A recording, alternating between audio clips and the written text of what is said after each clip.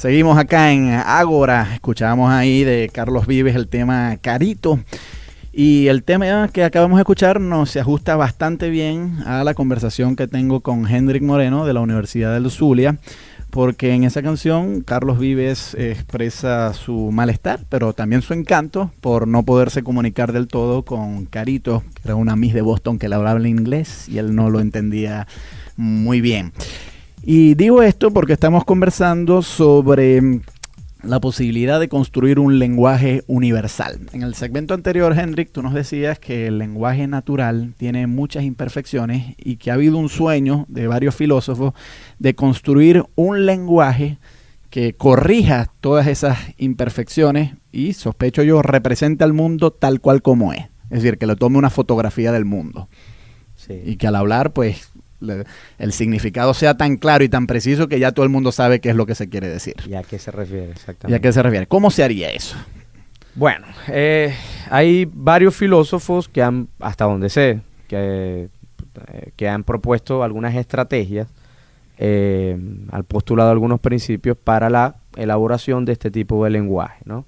Siempre, como te repito, en función pues de la precisión, de la nitidez, de la claridad en la expresión, en la articulación del mundo, es decir, expresar lógicamente el mundo, expresarlo de una manera clara, ¿no?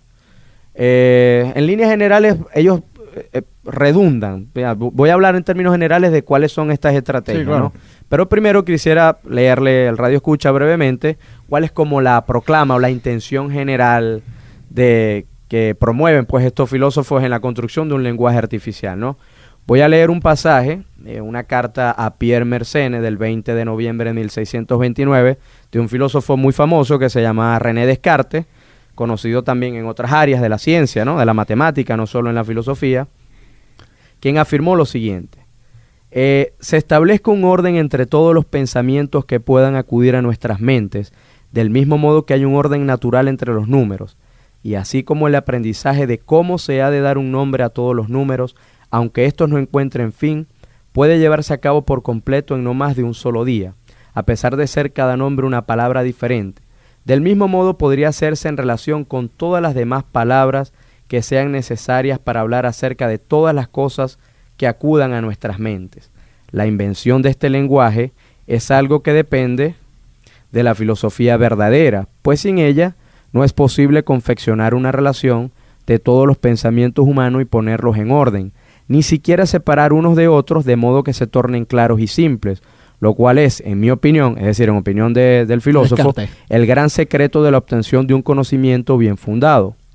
Y si alguno lograse ofrecer una satisfactoria exposición de cuáles sean las ideas simples que hay en las mentes humanas, ideas que constituyen el material de construcción de todos los restantes pensamientos, quedaría casi eliminada la posibilidad de errar. Más o menos, esta es como la proclama de lo que sería un lenguaje, la construcción de un lenguaje artificial. La idea es, desde Ramón Lull, que fue uno de los primeros filósofos que postuló la idea de un lenguaje artificial, personaje de la Edad Media, 1235 creo que nace, en Mallorca, español, proponía la idea de descomponer los términos, descomponer los conceptos en palabras de manera tal que solo quedara lo más simple posible, un término simple. Estos términos simples, a su vez, se les asignaría un signo. Ramón Lull todavía no hablaba de números, como si bien lo hizo posteriormente Leibniz. Se le asignaba un signo, y este signo, a su vez, con el resto de los signos que también implicaba la numeración de otros términos del lenguaje, se combinaban de tal suerte que de lo simple se formara lo compuesto. Es decir, de las ideas simples o de los términos simples se conformarán así las proposiciones, que a su vez tienen argumentaciones que tienen términos simples y forman lo compuesto, ¿no? Esto es lo que llamaba Lull un libro que se llamaba el Ars Magna, ¿verdad? En donde él pretendía pues crear este arte universal, o más bien arte en este sentido, el latín debe considerarse como una estrategia. Son una estrategia de combinación de tal suerte que de lo simple se creara lo complejo. A su vez, estos términos simples, palabras simples, deberían referirse directamente a los elementos de la realidad y también a los conceptos y a las ideas que tenemos los seres humanos, porque hay cosas hay cosas que nosotros postulamos que pueden tener existencia, pero que realmente no existen materialmente en la realidad.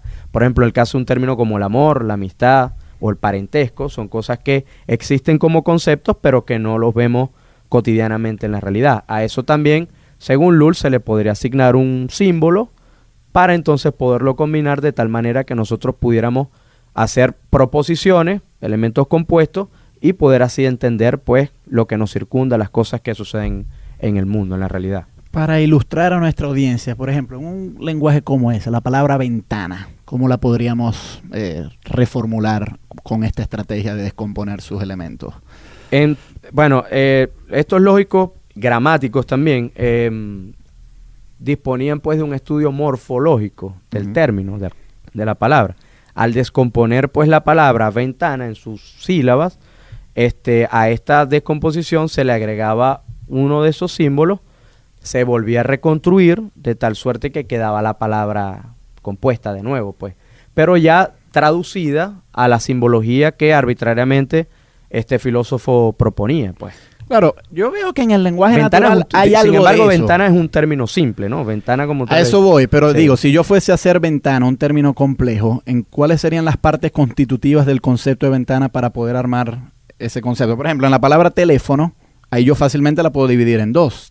Tele, que claro, significa distancia, y fono, que sí, significa... apelando a la etimología. Exactamente, pero en la palabra ventana, ahí yo no la puedo descomponer en No otros habría conceptos. en este caso una clara etimología, ¿no? Exacto. Ahora, si yo fuese a reformular la lengua que estoy hablando y yo quisiera hacer una representación del concepto de ventana, tendría que decir algo así como, qué sé yo, cristal que sirve para ver a través de una pared. Ese sería el concepto del término ventana. Sí, claro. Es decir, porque nosotros, para decir ventana, que no tiene una etimología clara, sí, como teléfono, por ejemplo, claro, en tu ejemplo, habría que apelar a otras palabras, otros términos que darían cuenta del significado del término ventana. En ese caso, pareciera que las cosas se complicaran más, porque haría del término ventana, la traducción a este lenguaje artificial lo haría mucho más extenso, claro, sí, en conjunción de palabras, ¿no? O claro, de morfemas en todo caso. Ahora, de morfemas, exactamente. Lo haría extenso y entonces sería más difícil la comunicación, ¿no? Pero yo sospecho que en esta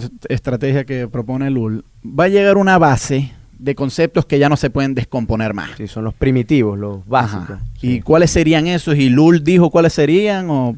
No, Lull habló más bien fue de las estrategias de combinación, más no habló de cuáles serían. ¿Y cuántos habría además? Que es una pregunta que yo creo que... Esa es una de las dificultades, una de las críticas con la que se encuentra este tipo de propuesta filosófica. Primero, llegar a un acuerdo de cuáles serían los términos básicos. En el caso de, por ejemplo, las lenguas naturales, hay muchos términos básicos, pero no son los mismos los que están en inglés que los que están en castellano o en mandarín. Pero sin embargo, Lull, de una fuerte ascendencia cristiana, en este caso de la orden franciscana, próximo a las ideas de San Agustín, él pensaba que, a la manera neoplatónica, creía que habían unas ideas ejemplares en la mente de los seres humanos y que esos eran los términos, o sea, estas ideas ejemplares, como Platón creía que habían prototipos o modelos, iban a ser traducidas en el lenguaje como esos términos, aquellos términos básicos de los cuales todos los seres humanos naturalmente estábamos enterados. Sin embargo, pues él no da exactamente cuáles son esos. Sí, bueno, yo lo que digo es que si fuese tan evidente que todos los seres humanos los tendríamos, pues entonces ya hubiésemos inventado el lenguaje artificial hace mucho tiempo. Y de verdad, ¿no? Que no sea lo claro. No se ha lograr. Ahora, recapitulo aquí porque ya casi vamos a ir a escuchar un tema musical, Hendrik. Esto es un tema tan apasionante, pero a veces es difícil seguir el argumento, que quisiera que me corrigieras, si no es así, o me complementaras. Tú básicamente nos estás diciendo entonces que el lenguaje... la reforma del lenguaje para conducirlo hacia un lenguaje artificial consiste en, digamos, descomponer el mundo en los elementos primarios que tú llamas primitivos, que más o menos sospecho yo que es lo que un físico puede hacer con la realidad. Es decir, la realidad material consta de átomos y es en función de cómo se combinen esos átomos si obtenemos una mesa o una silla, una ventana o cualquier otro elemento material. Del mismo modo ocurre con el lenguaje. Entonces, se podría plantear como analogía. De hecho, hay un filósofo contemporáneo, Bertrand Russell, que hacía esa analogía. Él creía que así como había un atomismo físico, había un atomismo lógico, lingüístico, que figuraba exactamente pues el mundo físico en en la realidad, pues, es básicamente igual. Vamos a ir a escuchar un tema musical, Hendrik, entonces quisiéramos que al regreso pues nos siguieras conversando sobre algunas estrategias que se han planteado para formar un lenguaje artificial de alcance universal. Converso con Hendrik Moreno de la Escuela de Filosofía de la Universidad del Zulia. El tema que nos ocupa hoy es el lenguaje universal. Vamos a escuchar un tema musical y ya regresamos. Sobre la posibilidad de construir un lenguaje universal. En el segmento anterior, Hendrik, tú nos decías que el lenguaje natural tiene muchas imperfecciones y que ha habido un sueño de varios filósofos de construir un lenguaje que corrige, porque en esa canción Carlos Vives expresa su malestar, pero también su encanto por no poderse comunicar del todo con Carito, que era una Miss de Boston que le hablaba en inglés y él no lo entendía muy bien. Y digo esto porque estamos conversando. Seguimos acá en Ágora. Escuchábamos ahí de Carlos Vives el tema Carito. Y el tema que acabamos de escuchar se ajusta bastante bien a la conversación que tengo con Hendrik Moreno de la Universidad del Zulia. Fija todas esas imperfecciones y, sospecho yo, representa al mundo tal cual como es. Es decir, que le tome una fotografía del mundo. Sí. Y que al hablar, pues, el significado sea tan claro y tan preciso que ya todo el mundo sabe qué es lo que se quiere decir. ¿Y a qué se refiere exactamente? ¿Y a qué se refiere? ¿Cómo se haría eso? Bueno, hay varios filósofos que han, hasta donde sé, que han propuesto algunas estrategias al postulado algunos principios para la elaboración de este tipo de lenguaje, ¿no?